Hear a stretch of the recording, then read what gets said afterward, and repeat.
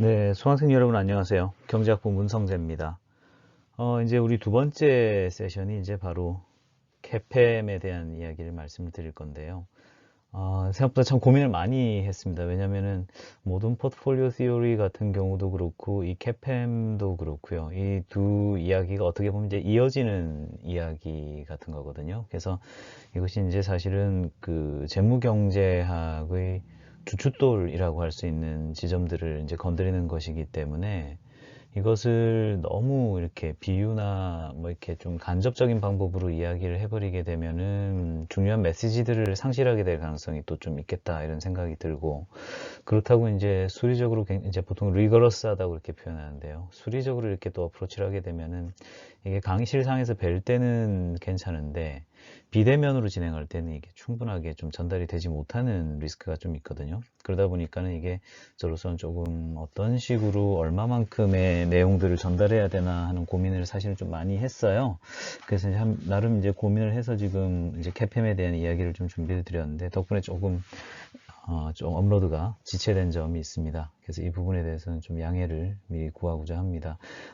우리가 이제 파이낸스에서 다루는 어떤 지금 그 MPT로부터 CAPM 이제 요번 시간 다음 주까지 다룬 이런 이야기들이 글쎄 뭐 제가 영문학 전공자는 아니지만 아마도 영문학에서 아마 셰익스피어가 차지하는 지위랑 거의 비슷하지 않을까 하는 생각이 듭니다. 그게 왜 그러냐 그러면은 모형 자체는 아주 간단하다고 할 수 있어요. 뭐 어떻게 보면 별 내용이 없다. 그냥 한번 쓱 보고 외우면은 아마도 뭐 예컨대 시험을 대비하신다거나 뭐 이런 경우에는 사실은 뭐 시험 문제를 대비하는 데 충분한 정도로 아마 몇 분 안 걸릴 겁니다. 그래서 그 수리적인 모형의 감명함은 사실은 이 캐팸이 가지고 있는 장점이기도 하지만은 앞에서 우리가 이제 MPT를 공부하면서 아마 느끼셨겠지만은 어떻게 보면은 그 완전 무지의 상태 내지 미지의 상태에 있는 자산 가격이나 금융시장에서의 어떠한 그 합리적인 의사 결정에 대한 이야기들이 굉장히 축약되어 있는 거잖아요. 그래서 이제 그것이 이제 민과 베리언스라고 하는 형태로서 이제 우리한테 일종의 그 X축, Y축은 이렇습니다. 원점은 여기 있습니다. 라는 식으로 우리한테 지금 제시가 된단 말이죠.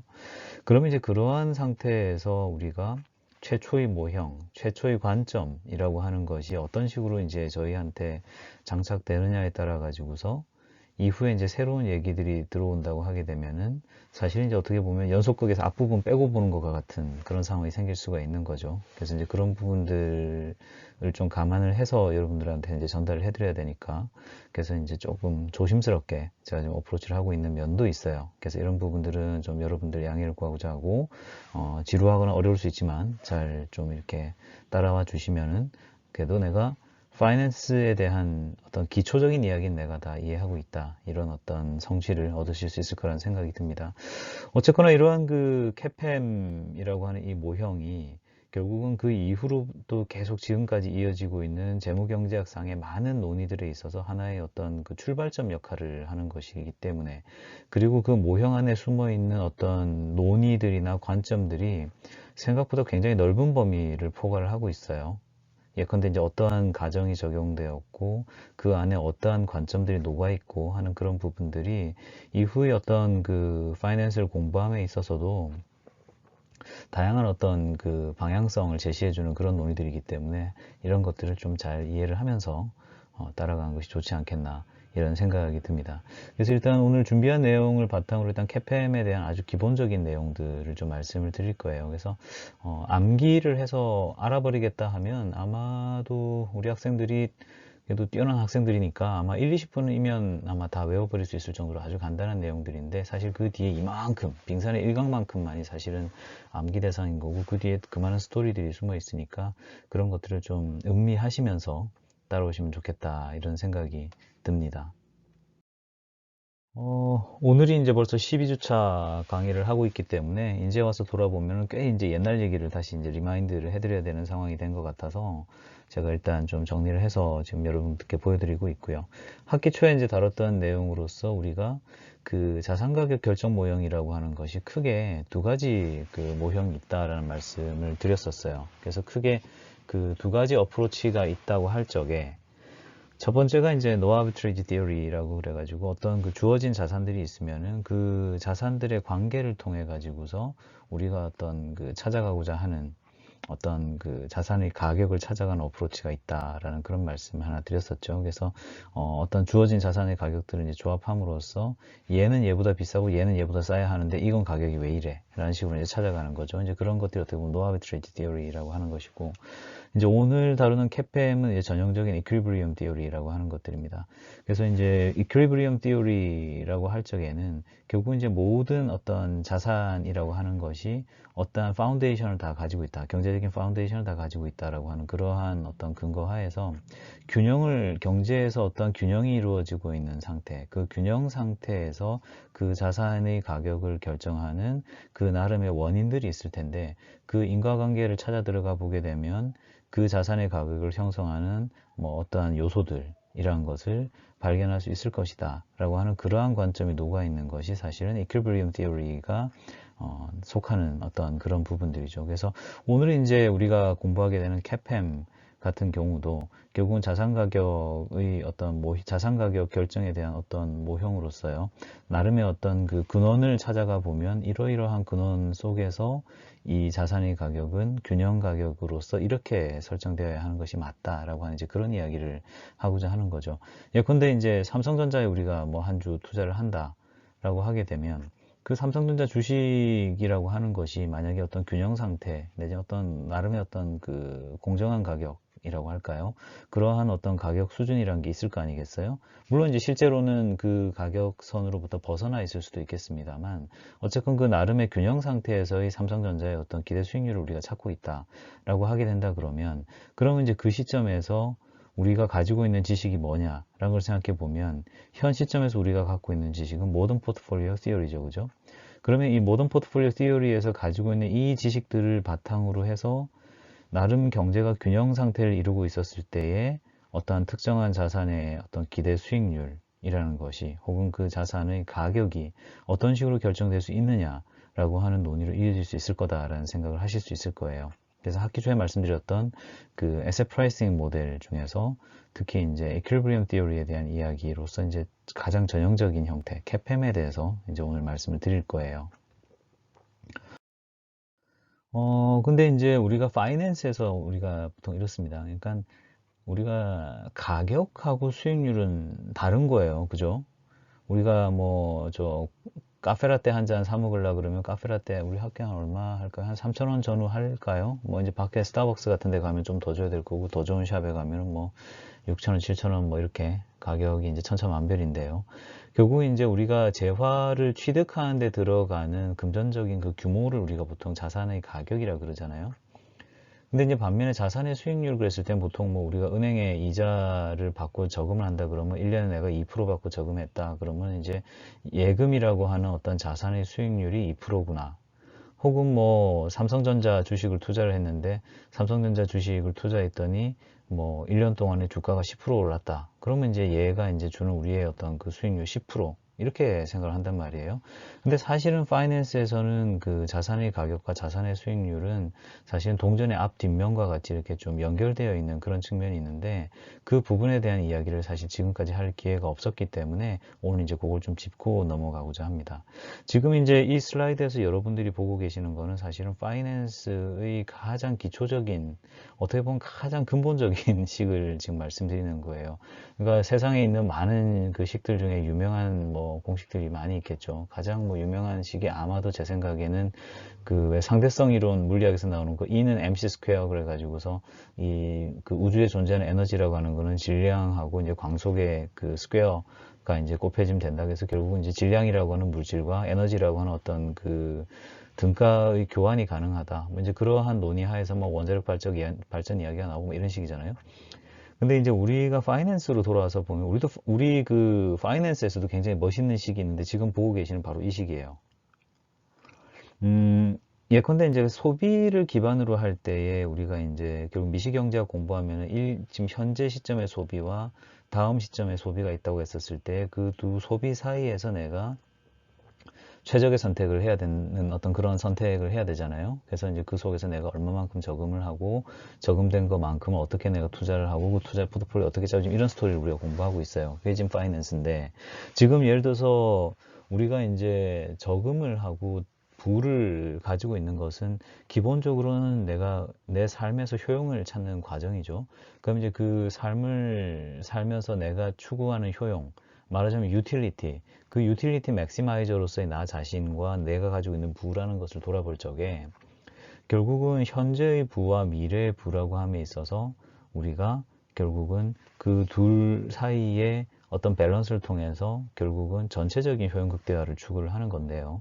그러한 관점에서 사실은 이 소비 기반의 자산 가격 기본 모형, 프라이싱 이퀘이션이 나오는 겁니다. 어떤 식이냐 그러면 예컨대 T 시점에서의 자산 가격 PT가 있다고 했었을 때에 그럼 이 PT 플러스 1을 우리가 어떻게 우리가 생각을 해야 되느냐 하면 일단 T 시점에서 우리가 지금 나름의 기대를 취하는 거예요. 그래서 expectation T에 베타에 U 프라임의 CT 플러스 1 over U 프라임 CT 거기에다가 XT 플러스 1이 이제 붙는 이런 형태가 되는 겁니다. 이게 무슨 말인고 하니 현재 시점의 어떤 가격 자산의 가격이라고 하는 거는 결국은 어떤 미래 시점에 대한 소비, 정확히는 한계 효용과 현 시점의 한계 효용의 비율, 그 다음에 베타라고 하는 어떤 개수가 이제 추가로 붙는 거고요.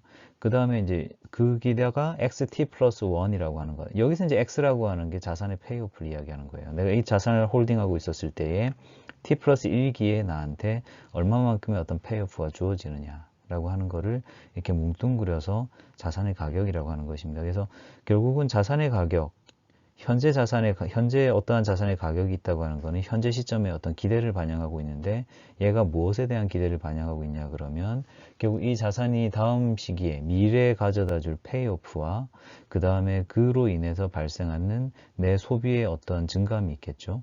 그러면은 결국은 현재 시점의 소비로부터 얻을 수 있는 나의 한계 효용, 그 다음에 미래에 이제 부의 변화가 있으니까 그로부터 내가 이제 영향을 받게 될 거니까 그로부터 이제 영향을 받는 상황에서의 나의 한계 효용. 그럼 그 두 한계 효용의 어떤 비율을 우리가 얻을 수 있을 텐데 결국 그 한계 효용의 어떤 변화를 갖다가 미래의 페이오프와 함께 포착하여서 그에 대한 기대로서 우리가 미래를 바라보는 그것이 현재의 가격에 녹아있다라고 하는 관점이 지금 보고 계신 베이직 프라이싱 이퀘이션 안에 있는 기본식입니다. 그래서 보통 에셋 프라이싱 공부를 하게 되면 가장 첫 장에 이제 보는 식이 바로 이 식인데 학부 수준의 공부를 하고 있기 때문에 사실은 거의 뭐 강의 전체 우리 학기에 한 4분지 3이 지나가는 이 시점에 이제 사실 여러분들께서 이 식을 보고 계시고요. 결국은 이 오렌지색으로 제가 표시를 해뒀습니다만 이제 어떻게 보면 약간 좀 서브젝티브한 측면, 예컨대 이제 그 사람마다의 어떤 리스크 감수성이 다 다르니까 그 리스크 애티튜드라는 것을 어떤 감안한 나름의 어떤 베타라고 하는 개수와 그 다음에 현재의 U 프라임, 미래의 U 프라임, 즉 그 한계 효용의 어떤 변화라는 것을 뭉뚱그려서 Stochastic Discount Factor, 확률적 할인 요인이라고 부르는데요. 영어로 축약해서 부를 때 SDF라고 부릅니다. 이것을 이제 우리가 MT 플러스 1이라고 하는 형태로 이 식에다가 밀어 넣어서 뒤에 이제 붙어 있는 자산의 미래의 페이오프 XT 플러스 1과 함께 묶어서 이것에 대한 기대치가 결국은 현재 자산의 가격이다라고 하는 이런 관점을 저희가 취하고 있습니다. 그래서 SDF는 보통 뭐 프라이싱 커널이라고 하는 이름으로 부르기도 하고요. 어쨌건 그 이러한 형태로서 모든 자산의 가격이라는 것은 어떻게 보면은 효용의 극대화, 인간의 그 사람의 그 에이전트의 효용 극대화, 그리고 그 효용이라는 것은 소비로부터 얻어지는 거니까 결국은 그 소비의 변화까지로부터 사실은 자산의 가격이라는 것이 나온다라고 하는 어떤 그러한 관점이 지금 보고 있는 이 기본 식에 들어있는 그런 개념입니다. 우리가 이제 방금 삼성전자 주식 얘기를 하고 있었는데 예컨대 주식이다 그러면 우리가 투자를 하게 되면은 주가에 의해서 이제 손익이 생길 거고요. 주가 변동이 이제 P에서 PT 플러스 1으로 이제 올라가는 측면이 있을 거고 그 다음에 이제 배당 수익이 또 이제 있는 측면이 있어요. 그래서 예컨대 주가를 P라고 하고 그 다음에 이제 배당 수익이 D라고 했었을 때에 결국 이제 수익률이 이제 XT 플러스 1이 되는데요. 여기서 이제 소문자로 XPD 이렇게 갈 때 이게 로그 수익률을 이야기하는 거예요. 파이낸스에서는. 그러면 이제 이 주가 수익, 어떻게 보면 투자에 대한 수익률인 어떤 XT 플러스 1이라고 하는 거는 어떻게 보면 이제 그 주가 변동에 의한 그 차익 내지는 뭐 주가 변동에 의한 손익 P와 배당 수익률 D로서 정해진다라고 하는 그런 관점이 결국은 들어있는 것이고, 이게 이제 소위 말하는 토탈 리턴이죠. 그래서 보통 프라이스 리턴하고 토탈 리턴 이렇게 얘기를 많이 하는데, 보통 프라이스 리턴 할 때는 그 주가 자체의 변화로부터 오는 그 수익률을 이야기하는 거고요. 그 다음에 이제 디비던드 레이트로부터 오는 그 디비던드 리턴이 이제 합쳐져 가지고 토탈 리턴이라고 그러거든요. 그래서 이제 그렇게 이제 지금 보고 있는 것이 XT 플러스 1이라고 하는 그런 개념인 거고, 결국은 이런 관점에서 봤었을 때에 현재의 주가 수준인 PT를 만약에 이제 우리가 XT 플러스 1에다 나눠주게 되면은 결국은 이제 총 수익률이 나오게 되겠죠. 그럼 총 수익률이 나온다고 하게 조 수익률로서 라지 R 캡 R의 T 플러스 1 이라고 이제 하게 될 텐데, 이것을 이제 결국은 우리가 처음에 봤었던 그 베이직 프라이싱 이퀘이션의 양변에다가 스몰 PT를 나눠줍니다. 그럼 양변에 이제 현재 주가를 나눠줬기 때문에 결과적으로 왼쪽은 1이 되고요. 오른쪽은 expectation T의 MT 플러스 1의 캡 R의 T 플러스 1. 결국 이런 형태의 어떤 식이 나온다는 거죠. 그래서 결국 우리가 이제 이야기하는 것은 파이낸스에서 내가 어떤 가격을 추정한다라고 하는 거는 결과론적으로는 어떤 수익률을 추정한다라고 하는 그런 관점으로 보시면 돼요. 그래서 보통 우리가 이제 가격을 추정하지 않고 보통 수익률에 대한 이야기를 많이 지금 하고 있는 상황인데, 결국 한꺼풀 벗겨보면은 결국 이제 그 페이아웃, 어떻게 보면 자산의 페이오프에 대한 부분을 이렇게 벗겨놓고 보면은 결국 그게 이제 주가이기 때문에 결국 그 프라이싱이라고 하는 것은 결국은 이자율에 대한 프라이싱을 하면 결국 자산에 대한 어떤 가격도 자연스럽게 이제 추정이 되는 그런 측면이 있습니다. 그러다 보니까 이제 요게 이제 우리의 어떻게 보면 가장 그 파이낸스 하면서 가장 기본적인 식인 거죠. 그래서 1은 2에 MR 이렇게 가니까 얼마나 좀 시크합니까? 이렇게 식이 아주 컴팩트하게 딱 떨어지니까요. 그리고 이제 모든 자산은 이걸로 다 설명할 수 있어 이렇게 얘기할 수 있어요. 굉장히 엘레간트하고 쿨하고 시크해 보이는 그런 측면이 있죠. 그게 이제 제가 이 전공에 빠져서 지금까지 허우적거리고 있는 이유인지도 모르겠어요. 캐팸의 기원을 이렇게 돌아가서 보면 우리가 학기 초에 이제 만났었던 윌리엄 샤프 선생님이 이제 지금 제일 왼쪽에 있고요. 같은 시기에 이제 잔 린트너라든지 그 다음에 이제 얀 모신이라고 하는 이 세 분이 거의 같은 시기 60년대 중반에 사실은 이 캐팸이라고 하는 어떤 그 결과물들을 찾아냈어요.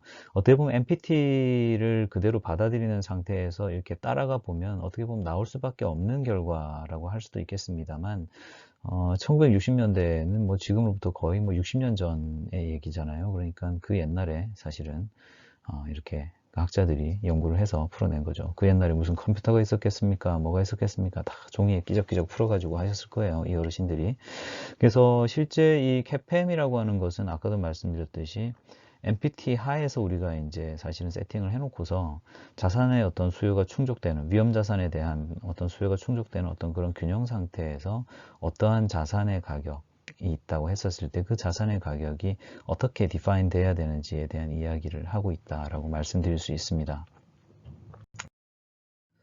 캐팸이라고 하는 게 결국은 그 모던 포트폴리오 시어리의 그 결과물 내지는 어떤 연결된 스토리이기 때문에 사실은 MPT에서 쓰는 가정들을 거의 그대로 갖다 쓰고 있어요. 그래서 기본적으로 사람들이 민 베리언스 유틸리티를 갖는다는 어떤 가설 하에서 사람들이 말하자면 리스크와 리워드를 내가 등과 교환하는 어떤 그러한 선택을 할 것이다 라고 하는 어떤 가정도 들어가 있고, 그 다음에 자산의 어떤 수익률이라고 하는 게 정규 분포를 따를 것이다 라고 하는 그런 가정도 들어가 있고요. 그 다음에 실제 그 우리가 2차 검사를 통해서 지금 이 문제들을 쭉 풀어가면서 이제 민베리언스로 와 있기 때문에 결국 이 유틸리티 펑션의 폼이 결국은 쿼드라틱한, 어떻게 보면 이제 2차 함수 내지는 어떤 2차 미분까지를 허용해주는 그러한 형태로서 유틸리티 함수가 디파인이 되어야 사실은 이제 성립이 가능한 모형들이에요. 그렇기 때문에 사실은 모던 포트폴리오 시어리가 갖고 있는 어떤 약점들이 있다 그러면 사실 캐팽도 그대로 다 가지고 있는 그런 상태라고 하고 있을 거고요. 그 다음에 이제 저희가 지난 시간에 그 separation theorem이라고 해서, 그러니까 그 two-fund theorem이라고 배웠죠. 그래서 결국은 어떤 자산 배분을 함에 있어서 무위험 자산의 존재를 가정을 하고, 그 다음에 이제 CAPM 하에서도 우리가 자산 배분을 할 적에 무위험 자산과 접선 포트폴리오의 조합을 통해서 가장 그 베스트의 결과를 얻을 수 있다라고 하는 것이 사실은 그대로 그냥 CAPM에서도 받아들여지고 있죠. 다만 이제 조금 다른 거는 CAPM으로 오게 되면은 이제 사실은 균형에 대한 이야기가 들어가는데요. 모든 포트폴리오 시어리가 얘기하는 거는 이제 민 베리언스를 이렇게 세팅을 해놓고 나서 효율적인 에피션트 프론티어를 딱 그어놓고 우리가 바라보게 되면, 그리고 이제 그 리스크 프리 에셋으로부터 탄젠트 포트폴리오를 쫙 꺼놓고 나면 그 선이 하나 나오잖아요. 그럼 이제 그 선 위에서 사실은 각각의 에이전트들이 가지고 있는 어떤 그 선택지들이 그 선 위에 놓여 있는 형태가 되기 때문에, 어떻게 보면은 그 모던 포트폴리오 시어리는 자산 시장의 수요와 공급에서 볼 때에 어떤 자산에 대한 수요 측면을 설명해 주는 그런 이론이라고 할 수가 있습니다. 말하자면 내 효용을 극대화하기 위해서는 난 이 선택을 할 거다라고 하는 식으로 이제 다가오는 방향이기 때문에, 결국 CAPM으로 오게 되면은 이 균형 상태가 유지가 돼야 돼요. 그럼 이 균형 상태가 유지가 된다는 의미는 무엇인가 하니, 에피션트 프론티어 자체가 흔들리지 않아야 된다는 얘기입니다. 그러니까 에피션트 프론티어가 흔들리지 않으려고 그러면은 결국은 위험 자산에 대한 수요와 공급이 일치하여서 모든 포트폴리오의 어떤 그 티어리에서 얻어지는 어떠한 수요라고 하는 것이 애그리게이트 되어서 전체 어떤 위험 자산에 대한 수요가 예를 들어서 얼마만큼 있다고 하면, 그 수요에 상응한 만큼의 위험 자산의 공급이 이루어진다고 하는 그러한 가정 하에서 에피션트 프론티어도 흔들리지 않고 탄젠트 포트폴리오도 흔들리지 않고 무위험 자산도 흔들리지 않는 그 상태에서 사실은 논의가 이어질 수 있는 지금 그런 상황인 거죠. 예컨대 최근에 부동산 가격도 임대시장 가격을 보게 되면, 주택임대 가격을 보게 되면은 전체적으로 이제 공급이 부족하면서 막 가격이 엄청나게 올라가는 이런 모습을 보여주고 있는데요. 가격이 올라간 이유는 공급이 부족하기 때문이죠. 그렇죠? 그러니까 그것은 모든 자산이 다 그런 겁니다. 그래서 위험 자산도 예컨대 수요가 늘어남에 따라서 그 수요를 충분히 맞춰주지 못하게 되면은 가격이 올라가게 될 거고요. 가격이 올라간다고 하게 되면은 그 가격을 주고 그 취득 가격으로 내가 특정 자산의 어떤 기대 수익률을 계산해 보면 수익률이 내려갈 거 아니에요. 왜냐면 투하된 금액이 크니까. 그러면 실제로는 이제 에피션트 프론티어 자체도 흔들리게 되는 거죠. 그래서 그러한 관점에서 이제 CAPM에서는 추가적으로 이제 어떤 추가적인 그 위험 자산에 대한 수요와 공급이 균형을 이루고 있다라고 하는 그런 가정이 녹아 있습니다. 그래서 이제 이러한 관점에서 우리가 이제 시장 포트폴리오라고 한 얘기를 좀 할 건데요. 결국 앞에서 지난 시간에 봤던 펀드 세퍼레이션 디어럼하고 이어지는 얘기인데요. 결국 이제 균형을 이루고 있는 어떤 그 상태에서는 에이전트들이 가지고 있는 금융투자 수요라고 하는 거는 무위험 그 자산인 RF, 그 다음에 이제 그 탄젠트 포트폴리오인 T라고 하는 그 직선상에 이제 사실은 에이전트들이 어떤 포트폴리오가 다 거기 위치할 거라는 걸 우리가 알아요. 그러면 이제 총수요라고 하는 어떤 녀석이 있다고 했었을 때에 그 총수요라고 하는 것도 결국은 접선 포트폴리오 T와 무위험 자산 양쪽으로 이제 집중이 되어서 이제 오겠죠. 그러면은 위험 자산과 무위험 자산 이제 각각의 관점을 생각해 보면, 균형 상태에서 결국 그 접선 포트폴리오 T라고 하는 그것이 어떤 모습이냐 따라 가지고서 전체 금융시장 내에서 어떤 위험 자산에 대한 어떤 전반적인 수요량이라고 하는 것을 보여줄 거고, 공급이 결국은 그 수요와 일치가 돼야 이퀄리브리움이니까 그만큼 이제 공급도 이제 실제 이제 위험 자산들이 시장에 이제 있다라고 하는 그런 그 가정이 이제 성립을 해야 되겠죠.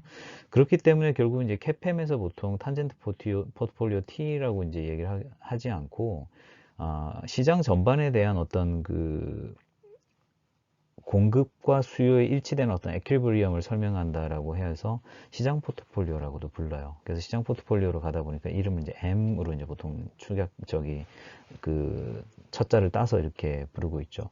그리고 우리가 이제 알다시피 그 M이라고 하는 것이 실제 우리가 지닐 수 있는 그 투자 포트폴리오 중에서 가장 이제 샤프 레이쇼가 높은 어떤 그런 투자 포트폴리오라고 하는 거는 우리가 MPT로 공부하면서 알 수가 있었던 그런 상황입니다. 그래서 시장 포트폴리오라고 하는 게 결국 MPT의 그 탄젠트 포트폴리오를 이제 그대로 가지고 온 건데, 공급 측면까지 이제 같이 감안한 어떤 애그리게이트 디맨드와 애그리게이트 서플라이가 딱 일치되어 있는 위험 자산에 대해서 이제 그러한 상태에서의 어떤 마켓, 그 마켓에 대한 포트폴리오다. 이렇게 보면 되는 것이죠. 이렇게 이제 본다고 할 적에 결국은 이러한 관점에서 이제 자본시장 전체를 어떻게 보면 이제 디파인하는 어떤 효율적인 투자 포트폴리오의 어떤 집합이라고 하는 그런 의미에서 결국 그 탄젠트 포트폴리오, 이제는 마켓 포트폴리오라고 할 수 있는 M과 무위험 그 수익 자산인 RF를 이어놓은 그 지금 이제 그림상으로 이제 파란색 선이 되겠습니다만 이 파란색 선이 캐피탈 마켓 전체에 대한 어떤 설명을 준다 그래 가지고서 캐피탈 마켓 라인이라고 그럽니다. 결국 이제 개별 투자자의 어떤 포트폴리오가 있다라고 한다면 그때는 효용 극대화를 이루는 점도 결국은 이 지금 보고 계신 CML 상에 이제 존재를 해야 되겠죠. 그러면 이제 결국 그 이러한 CML 선과 그 다음에 어떤 개별 투자자의 그 무차별 곡선이 만나는 접점, 그 접점상에 있는 포인트가 말하자면 그 투자자의 어떤 효용이 극대화되는 투자 포트폴리오가 위치하는 곳이다라는 것을 우리가 알 수 있는 거죠. 지금 이제 보는 것처럼 이렇게 빨간색으로 표시되어 있는 어떤 투자자라고 한다면 이 사람은 뭐 대략 뭐 한 5대 5나 그죠? 5.5 대 4.5 정도의 비율로 마켓 포트폴리오와 그 무위험 자산이라고 할 수 있는 뭐 RF를 주는 어떤 그런 뭐 국채 같은 거 이런 거를 이제 들고 있어야 되겠죠. 그래서 이제 최근에 이제 ETF라든지 이러한 그 패시브 인베스팅이 이제 많이 활성화되고 있는데 이제 그것의 기저에는 어떻게 보면은 이 마켓 포트폴리오라고 하는 것이 결국 우리가 판매하고 있는 ETF로서 프락시로 삼을 수 있다라고 하는 그런 관점들이 사실 좀 녹아 있는 그런 거예요. 그래서 잭 보글 같은 사람들이 이제 옛날에 뱅가드 같은 거를 세워가지고서 그 패시브 인베스팅, 그 이제 ETF 이런 것들로 이제 쭉 커지게 됐던 것이 사실 이러한 사상적 배경을 가지고서 이제 지금까지 와 있는 겁니다. 그리고 이제 만약에 이제 무위험 자산하고 시장 포트폴리오의 조합을 통한 어떤 균형이라고 하는 게 이제 CML 선에서 이제 이루어지는 건데, 만약에 이제 수급상의 어떤 자산 수급상의 어떤 문제가 있거나 그래가지고서 CML 왼쪽에 어떤 자산이 있다라고 하는 것이 만약에 존재한다 그러면 그때 이제 모든 게 다 헝클어지는 거죠. 그때는 이제 기존의 에피션트 프론티어도 다시 설정해봐야 되는 거고요. CML도 다시 설정해야 되는 거고, 마켓 포트폴리오도 다시 찾아야 되는 겁니다. 그래서 이제 그런 관점에서 어떻게 보면 지금 보고 있는 이 상황, 그림에서 보고 있는 이 상황이 캐피탈 마켓 전반을 아우르는 가장 어떻게 보면은 균형을 이루고 있는 상황이다. 이렇게 보실 수가 있는 거죠.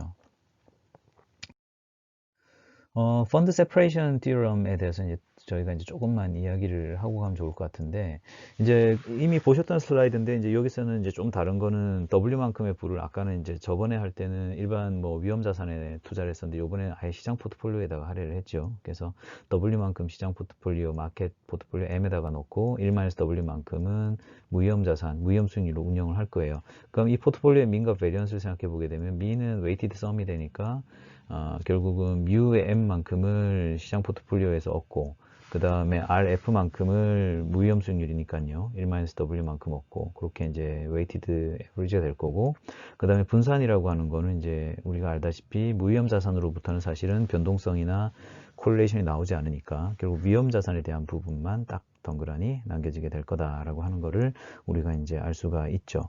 그럼 이제 이런 상태에서 캐피탈 마켓 라인이라고 하는 거는 W만큼 이제 우리가 결국은 그 위험 자산을 준다라고 했었을 때에 그때의 이제 포트폴리오 기대 수익률이 이제 집합적으로 나타나 있는 어떤 그런 형태라고 할 수 있겠죠. 그래서 뮤의 P라고 하는 거는 아까 말씀드렸듯이 결국은 마켓 포트폴리오와 무위험 자산 간의 이제 배분을 통해서 이제 결국은 이제 라인이 그어지게 될 거고, 이때 이제 샤프 레이쇼라고 하는 지금 오렌지색으로 되어 있는, 그래서 시그마 M 분의 뮤 M 마이너스 RF 되어 있는 게 어떻게 보면은 균형 상태를 우리가 가정하고 있으니까요. 지금 이제 캐팸에서는 균형 상태를 이루고 있을 때 리스크의 프라이스다. 결국 어떤 우리가 한 단위의 위험, 한 단위의 시그마 P를 갖다가 우리가 더 테이크하게 되면 그 위험으로부터 우리가 사실은 대가로서 얻어내는 추가적인 그 기대 수익이라고 하는 것이 결국 오렌지색 선으로 표시되어 있는 저 숫자라는 것을 우리가 알 수가 있는 겁니다. 자, 그러면 이제 잘 들으셔야 돼요. 캐팸이라고 해서 이제 우리가 뭔가 모형을 만들 거예요. 모형이라고 하는 것이 워킹한다는 것은 사실은 어떠한 상황에서도 말하자면 범용성을 지니고 있어야지만이 쓸만한 모형이죠. 그죠? 어떤 복잡한 조건이 다 맞아야지만이 워킹하는 어떤 모델이다 그러면 사실은 범용성이 떨어지는 모형이지만은 이 CAPM 같은 경우는 기본적으로는 어떠한 자산에 대해서도 다 그 성립할 걸로 보고서 저희가 지금 모델을 만들어 나가고 있는 거니까요. 지금 이제 그런 관점에서 지금 이제 한번 실제 이런 범용성을 가지고서 한번 이 문제를 풀어본다라고 해보면 지금까지 이제 CML이라고 하는 거, 결국 이제 탄젠트 포트폴리오를 우리가 MPT에서 배웠기 때문에 이제 결국 다른 자산은 다 잊어주세요. MPT에서는 위험 자산으로서는 탄젠트 포트폴리오를 집합적으로 하나 갖고 있으면 되고요. 그 다음에 이제 그 리스크 프리 리턴을 주는 어떤 무위험 자산 들고 있으면 됩니다. 이렇게 이제 이야기해버리기 때문에 개별 자산이라고 하는 어떤 것들이 에피션트 프론티어 안으로 다 이제 녹아버려서 에피션트 프론티어 그리고 이제 많이 가봐야 이제 민베리언스 프론티어 상에 있는 어떤 자산으로 다 수렴해 버리잖아요. 근데 이제 그게 아니라 뭐 임의의 자산 J라고 하는 게 예를 들어 이 포트폴리오 상에 어딘가 지금 DDD 찍혀 있다라고 하게 된다면은 그 J라고 하는 자산은 결국은 우리가 생각해 보건대 민 베리언스 프론티어보다는 오른쪽에 있는 무언가일 거예요. 만약에 왼쪽에 뭐가 있다 그러면 그 민 베리언스가 사실은 아닌 거죠. 왜냐하면 더 적은 위험으로 같은 수익률을 뽑을 수 있는 무언가가 있었다는 거니까. 그래서 민 베리언스, 미니멈 베리언스 포트폴리오 보다 오른쪽에 있는 어떤 임의의 어떤 투자, 임의의 자산 J라고 하는 걸 하나 있다라고 치고 점을 하나 딱 찍었다고 칩시다. 예컨대 지금 오른쪽에 지금 찍혀 있는 건데요. 그러면 이제 알파만큼의 비중으로 시장 포트폴리오에 투자를 하고 1-알파만큼 자산 J에 투자를 하는 그런 상황. 그럼 이제 그런 상황에서 이 포트폴리오의 기대 수익률이라고 하는 거는 결국은 우리가 수익률을 알기 때문에 마켓 포트폴리오 M과 임의의 자산 J에 대한 수익률을 우리가 알기 때문에 그 두 수익률의 기대치로부터 사실 포트폴리오 기대 수익률은 나오죠. 그래서 expectation RP는 알파에 이렇게 쭉 나간 이 식이 나오는 거고 그 다음에 이제 각각의 수익률에 대해서 우리가 베리언스도 알아요. 그렇기 때문에 알파만큼 그 다음 1-알파만큼 우리가 이제 자산 배분을 했다고 하게 되면 그 포트폴리오가 가질 것으로 생각되는 그 변동성도 시그마 피 스퀘어가 이제 저게 이제 포트폴리오 분산인데요. 지금 보시는 것과 같이 그렇게 나올 거란 말입니다. 그러면 이제 실제 우리가 모던 포트폴리오 시어리 할 때 배웠지만 자산 두 개가 있다고 했었을 때 그 자산 두 개 사이에서 콜레이션이 어떻게 되냐 따라 가지고서 얘네들이 이제 그리는 그 곡선의 모양을 보면 이제 1일 때는 직선이고 뭐 마이너스일 때는 쐐기 모양이고 아닐 때는 C자 커브를 그리고 이런 거 기억나시죠? 그래서 이제 그런 것처럼 지금 민 베리언스 상의 임의의 두 포트폴리오를 이제 그려놓고 이렇게 바라보게 되면 결국 알파 값을 어떻게 주냐 따라 가지고서 점 J와 점 M 사이에 존재하는 어떤 일종의 C자 커브가 이제 그려질 거다라고 하는 것을 우리가 알 수가 있는 거죠. 그래서 이제 이렇게 되어 있는 상태에서 우리가 이제 실제 알파 값에 따라서 말하자면은 뮤와 시그마의 어떤 궤적을 갖다 그려놓고 이제 J와 M의 어떤 조합을 쳐다보게 되면 지금 이제 오른쪽 그림상에서는 빨간색 어떤 커브로서 이렇게 나타나게 될 거예요. 예컨대 M에서는 알파가 1일 거고요. 그죠? 그 다음에 J에서는 아마 알파가 0이겠죠. 그죠? 그러니까 그런 식으로 이제 말하자면 일종의 두 자산을 이용한 포트폴리오라고 하는 것이 결국 이제 지금 보는 바와 같이 이렇게 나타나게 됩니다. 그러면 이제 이러한 상태에서 두 포트폴리오의 어떤 기대 수익이라고 하는 거는 결국은 이제 가중평균 한 무언가가 될 거니까 expectation R에 P라고 지금 적었습니다. 포트폴리오 P니까요. P라고 저희가 적었고요. 그 다음에 마켓 포트폴리오 M, 그 다음에 임의의 자산 J, 혹은 임의 포트폴리오 J 이렇게 된다 그러면 알파 대 1-알파로 믹스했어요. 그 다음에 이제 이 포트폴리오의 종합적인 포트폴리오 수준이라는 것을 우리가 생각해 보게 되면 시그마 P 스퀘어라고 하는 형태로 될 거고요. 결국은 이제 이 두 자산의 어떤 분산, 시그마 M 스퀘어가 알파 스퀘어만큼, 시그마 J 스퀘어가 1-알파 스퀘어만큼 에다가 공분산이 들어있는 그러한 형태로서 이제 지금 자산의 포트폴리오도 그 포트폴리오의 분산도 우리가 캡처할 수 있어요. 그러면 이제 문제는 여기서 이제 변수로 취할 수 있는 게 지금 알파예요. 말하자면은 알파만큼 우리가 두 위험 자산인 시장 포트폴리오 M에 대해서 알파를 주고 그 다음에 뭐 임의의 자산 J에 대해서 1-알파를 주고 이런 식으로 우리가 이제 왔다 갔다 할 거기 때문에 그러한 상태에서 이제 포트폴리오 기대 수익률을 갖다가 이제 각각 우리가 미분을 해보자는 거죠. 그래서 지금 위에 보고 계시는 어떤 민과 베리언스를 알파에 대해서 각각 이렇게 제가 미분을 한번 해서 이렇게 지금 이 결과를 여러분들한테 지금 보여드리고 있어요. 알파에 대해서 이렇게 미분하면 보는 바와 같이 이렇게 이제 결과가 나올 텐데요.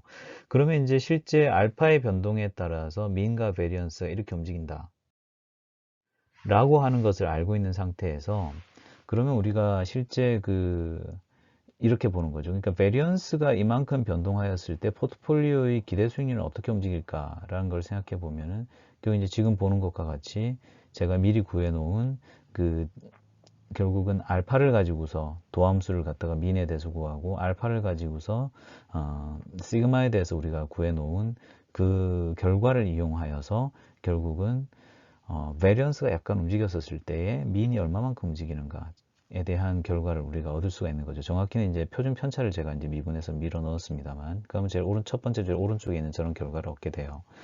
그러면 이제 우리가 지금 알고 싶은 것이라고 하는 거가 이제 뭐냐라는 게 목적지를 좀 가지고 가야 되는데, 결국 이제 내가 알고 싶은 거는 현 시점에서 본다고 했었을 때에 내가 지금 모르고 있는 거라고 하는 게 결국은 어떤 거냐라는 걸 찾기 위해서, 앞에 그림에서 점 M에서 결국 100% 위험 자산에 이제 올인한다고 했었을 때는 접선의 기울기가 그 캐피탈 마켓 라인의 기울기와 같이 이렇게 형성이 되었기 때문에, 결국은 아래쪽 줄에서 보는 것과 같이 알파는 1에서 D 시그마 P분의 D의 expectation RP를 하게 되면, 말하자면 알파는 1에서 말하자면 이때 접선의 기울기라는 걸 구해보면, CML의 기울기는 지금 오렌지색으로 제가 표시를 해뒀고요. 그 다음에 이제 첫 번째 줄에 있는 이 베리언스에 대한 민의 기울기에다가 알파 자리에다 1을 밀어 넣게 되면은 지금 이제 그 가운데 있는 값이 나오죠. 시그마 M 스퀘어 마이너스 시그마 JM 분의 expectation RM 마이너스 expectation RJ의 시그마 P 곱한 것. 이게 이제 결국 나오는 겁니다. 결국 이제 우리가 요 결과를 이제 활용을 해야 되는 거죠. 그래서 지금 우리가 갖고 있는 이 결과를 가지고 와서 내가 이제 궁극적으로 알고 싶어 하는 어떤 임의의 자산 J라고 하는 거에 expected return을 구해 보게 되면, expected return이라고 하는 거를 지금 보시는 것과 같이 이렇게 이제 지금 구해낼 수가 있게 되는데요. 결국은 RM에 대한 어떤 결과치를 우리가 지금 하나 가지고 있고, 그 다음에 이제 임의 포트폴리오 J에 대해서도 우리가 이제 결과치를 가지고 있기 때문에 그 둘을 갖다가 이제 빼주게 되면은 지금 이제 첫 번째 줄에 있는 저식들이 나오게 되죠. 그래서 expectation RM 마이너스 expectation RJ로서 이제 나오게 되는 거고요. 그러면 이제 리스크 프리 텀들 같은 것들이 이제 서로 빼는 과정에서 캔슬 아웃 돼서 날아가고, 지금 보는 것과 같이 지금 이제 어떻게 보면은 시그마 M 곱하기 시그마 P 분의 이렇게 쭉 나가는 이 식들이 나오는데, 지금 이제 이렇게 계산을 해놓고 가는 과정에서 우리가 알파는 1인 상황을 활용한다고 하게 되면, 그 시점에서 포트폴리오의 표준 편차는 시그마 M일 것이기 때문에, 즉 시그마 M은 시그마 P일 거기 때문에 이제 그 관계를 그대로 활용해서 이 식을 한 번 더 정리를 해주게 되면 지금 보는 것과 같은 어떠한 그런 형태, 최종적으로 expectation RM-RF에다가 1 마이너스 시그마 M 스퀘어의 시그마 JM 한 것만큼이 결국은 CML 상에 있는 어떤 포트폴리오와 임의의 자산 J의 어떤 수익률 차이, 기대 수익률 차이일 것이다 라고 하는 것을 우리가 결과로서 얻을 수 있어요. 그래서 우리가 이제 관심을 가지고 있는 거는 CAPM이 어느 방향을 보고 지금 우리가 찾냐 그러면, 임의의 자산 J에 대해서 이 J의 기대 수익률이 얼마인지를 설명해 주는 어떤 그런 모형을 찾는 거거든요. 그렇기 때문에 임의의 자산 J에 대한 기대 수익률 expectation RJ라고 하는 게 우리의 어떤 궁극적인 목표였기 때문에, 얘를 이제 결국은 다시 어레인지를 해주면 결국 RF 플러스 expectation RM 마이너스 RF 그 다음에 시그마 M 스퀘어 분의 시그마 JM 이라고 되어 있는 이러한 형태로서 어떤 식이 정리가 되게 되는 거고요. 여기서 이제 노란색으로 표시한 것이 이제 결국은 우리가 보통 CAPM 베타 라고 부르는 것이 바로 이제 이 녀석입니다. 그래서 결국 지금 마지막 줄에 있는 최종적인 이 녀석, 임의의 자산 J가 있다고 했었을 때 이 기대 수익률이 궁금해? 그러면 CAPM이라고 하는 모형에 따르면 이 녀석에 대한 기대 수익률은 무위험 수익률인 RF에다가 그 다음에 이 임의의 자산 J가 가지고 있는 어떤 CAPM 베타 J 라고 하는 거를 달고 그 다음에 시장 포트폴리오의 기대 수익률에서 무위험 수익률을 뺀 것을 곱해준 그 값으로서 임의의 자산 J의 기대 수익률이라는 것을 알 수 있어 라고 이야기하는 게 CAPM이에요. 조금 이제 말로서 이제 풀어드리기 때문에 이제 다소 조금 애매한 부분이 있습니다만, 그러니까 어떤 여하의 어떠한 자산이든지 간에 그 녀석이 있다. 어떠한 녀석이 있는데 이 녀석의 기대 수익률을 알고 싶다. 그러면 결국은 이 녀석의 기대 수익률이라는 거는 무위험 수익률 RF 플러스 베타 J만 알면 된다는 거예요. 왜냐면은 그 시장 수익률이라고 하는 거나 무위험 수익률 같은 거는 어떻게 보면 시장에서 주어져 있거나 혹은 우리가 외부로부터 구할 수 있는 값이다라고 생각하기 때문에 결국 남겨지는 거는 베타 J가 되는 거고, 베타 J라고 하는 것도 안을 들어가 보게 되면 결국은 그 임의의 자산 J와 시장 포트폴리오와의 공분산, 그 다음에 그 공분산을 시장 포트폴리오의 분산으로 나눠준 그 무언가이기 때문에 결국은 임의의 자산이 있다고 했었을 때 내가 관심을 두고 찾아보면 되는 거는 결국 이 자산이 시장 포트폴리오 대비 얼마만큼 움직이는 녀석인지에 대해서 알면 되는 거고요. 그 다음에 시장 포트폴리오와 어떠한 그 상관관계를 지니는지를 알면 결국은 내가 그 녀석이 어떠한 자산이든지 간에 얘의 기대 수익률을 구할 수 있다라고 하는 것이 사실은 CAPM인 거죠. 결국은 인풋으로서 방금 말씀드린 어떤 자산의 변동성이나 자산의 상관계수를 집어넣으면 그 녀석이 어떤 녀석이든지 간에 CAPM의 월드에서는 기대 수익률을 얻어낼 수 있다라고 하는 겁니다. 생각해보면 굉장히 파워풀한 얘기죠. 그래서 어떤 자산이든지 간에 베타를 알 수만 있다라고 하면 그 베타라고 하는 것에 상응해서 결국은 그 자산의 기대 수익률이 정해진다라고 하는 것이 결국 CAPM이 하는 바이기 때문에 지금 첫 번째 식에서 보는 바와 같이 CAPM이라고 하는 것은 결국은 일종의 1차 함수에 불과한 겁니다. 그래서 무위험 수익률에다가 결국은 시장 포트폴리오의 무위험 수익률 대비 초과 수익률, 그 다음에 거기에다가 CAPM 베타를 곱해주면 되는 어떤 그러한 녀석인 것이고, CAPM의 베타라고 하는 것도 이제 내부에 들어가서 보게 되면 결국은 시장 포트폴리오 변동성 대비 이 자산의 변동성이 얼마만큼 되는지의 비율과 그 다음에 시장 포트폴리오와 그 다음에 실제 자산 J 간의 어떤 상관계수가 어떻게 되는지에 따라서 사실은 CAPM을 구할 수 있어요. 가 돼버린 거기 때문에 사실은 뭐 굉장히 직관적이면서도 굉장히 컴팩트하게 모든 자산의 가격을 설명해주는 어떤 그러한 야심찬 모델이다라고 할 수 있는데, 이것이 이제 어떻게 보면 CAPM이 가지고 있는 그 특유의 감명성이라고 할 수 있고, 그렇기 때문에 역설적으로 엠피리칼리 뭐가 잘 맞지는 전혀 않습니다. 내가 지금 주식을 사는데 지금 코베리언스하고 이거 가지고서 내가 사면 기대 수익률을 안다고 하는 게 어떻게 보면 얼핏 생각해 보기에도 이게 뭐 잘 될 것 같지는 않잖아요. 그렇긴 합니다만 이제 균형을 이루고 있는 상태에서 세상 모든 것이 균형을 이룬다고 하면 그 상태에서는 이렇게 되는 게 맞아라고 이야기하는 게 이제 CAPM이 갖고 있는 어떤 그러한 어떤 특징이죠. 그래서 어떤 이상적인 가격, 이퀄리브리엄 하에서의 어떤 상태 를 이야기하는 게 이제 CAPM이고, 결국은 모든 자산은 베타로서 이제 바라본다고 할 때 베타로부터 우리가 얻어지는 어떤 기대 수익률이 있고, 결국은 그걸 통해서 그 녀석의 어떤 균형 상태에서의 어떤 기대 수익률이라는 걸 얻을 수 있다라고 하는 그런 어떤 결론이 지금 보시는 증권 시장선, Securities Market Line이라고 합니다. 이게 왜 그러냐 그러면은 증권 시장 안에 있는 어떤 자산이 얼마나 많겠어요. 그 자산이 있다고 하면 그 자산을 일단 아무 놈이나 잡아와. 아무 놈이나 잡아온 다음에 얘를 시장 포트폴리오하고 코베리언스를 계산해요. 그러면은 얘의 기대 수익률이 나와버린다는 거예요. 그러니까 이게 얼마나 간단한 모델인지 알 수가 있죠. 그래서 지금 보고 계신 게 바로 이제 Securities Market Line이에요. 앞에서 나왔던 캐피탈 마켓 라인하고 조금 다른 얘기예요. X축, Y축이 달라요, 여러분. 그러니까 이걸 잘 생각하셔야 돼요. 두 개가 같은 직선이네. 이렇게 해놓고서 그냥 달달 외우지 마세요. 직선이라고 해도 좀 의미가 다른 직선이에요. 왜냐면 이게 출발점이 이게 기대 수익의 RF가 지금 Y절편을 있다 보니까 두 개가 같은 놈인 줄 많이 착각을 해요. 근데 전혀 다른 얘기예요. 그리고 이제 오늘 추가로 이제 조금 더 말씀드리고자 하는 게 이제 생각보다 이제 시간이 조금 많이 걸릴 거고 다음 시간에 이 얘기를 조금 더 드리겠습니다만, 그 리스크 대비 리워드라고 하는 것도 한번 생각해 봅시다. 근데 이제 CAPM을 통해서 어떤 자산이든지 간에 이놈의 자산이 있기만 하면은 얘의 코베리언스를 마켓 포트폴리오를 이용해 갖고 뽑아내면 얘의 기대 수익률이 나온다라고 하는 어떤 그런 시크한 모델이 CAPM인데, 이 CAPM이라고 하는 것을 통해서 내가 기대 수익률도 얻고 베타도 알고 뭐 이렇게 할 수 있어요.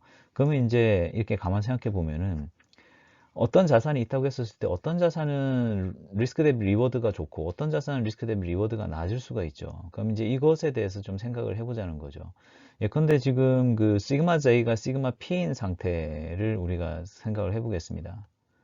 예컨대 지금 지금 오렌지색으로 꺼진 이게 이제 말하자면은 결국은 이 J라고 하는 자산이 보여주고 있는 어떤 변동성의 크기, 어떻게 보면 J 자산을 투자한 것에 수반되는 어떤 위험의 크기라고 할 수가 있을 거예요.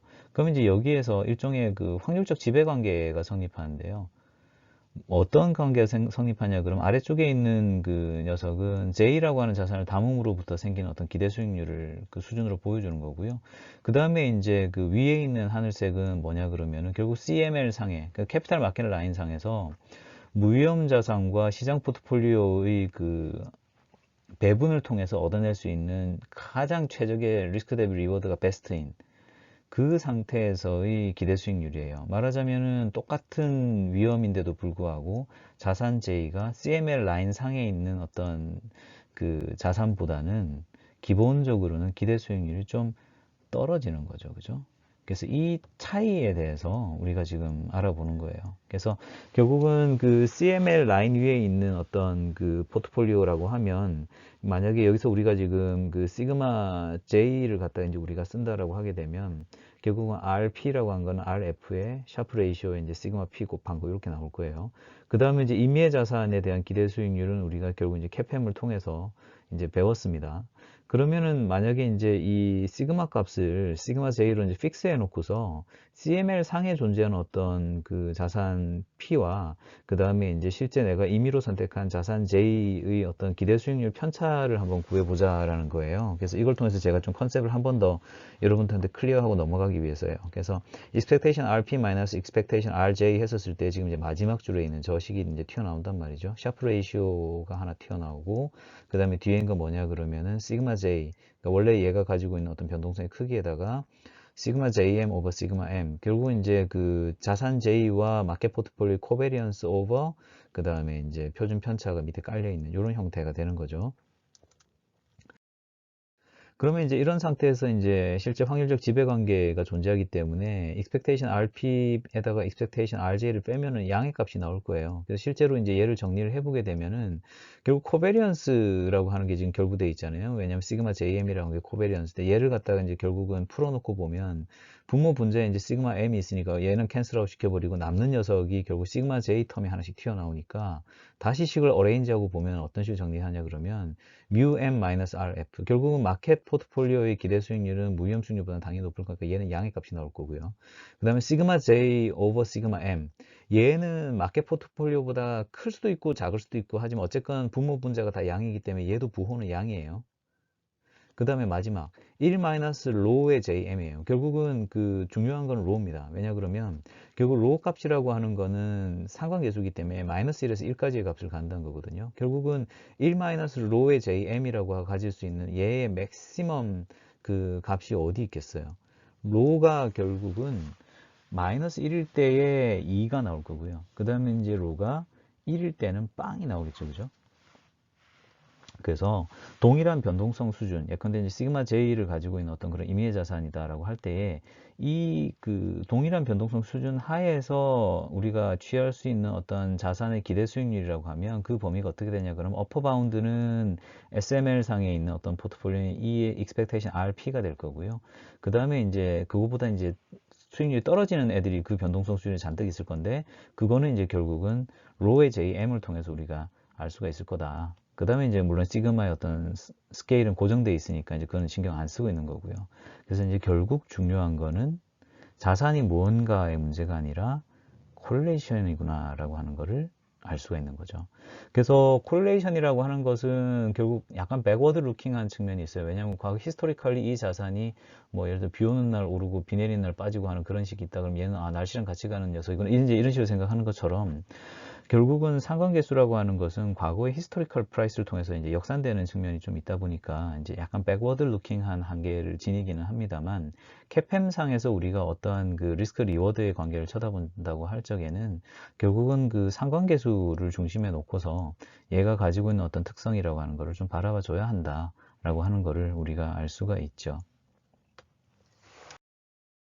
그래서 이제 오늘 그 준비한 캐팸에 대한 이야기가 이제 여기까지입니다. 이제 지금 이렇게 보시면 아실 수 있듯이 캐팸이라고 하는 어떤 이러한 그 모형이 결과 자체 내지는 그 수식의 형상이 지극히 그 간단하죠. 그래서 아 이게 그냥 이렇게 떨어지는구나 끝이라고 이제 생각하기 굉장히 쉽습니다만 가만히 이제 그 안에 들어가 있는 이야기들이라든지 임플리케이션을 좀 따져보게 되면은 이제 좀 따져봐야 되는 부분들이 조금 있어요. 그래서 실제 이제 캐팸이라고 하는 것이 어떤 식으로 이제 형성이 되어 있는지에 대해서는 좀 이번 시간을 통해서 보여드렸고 다음 시간에 이제 약간 좀 리스크적인 측면 이제 좀 말씀드리고자 합니다. 그래서 리스크에 대한 부분 좀 말씀드리고 실제 이제 에셋 프라이싱 관련된 이야기들을 조금 더 이제 하면서 학기 말을 향해서 우리가 한 스텝씩 이렇게 가보도록 하겠습니다.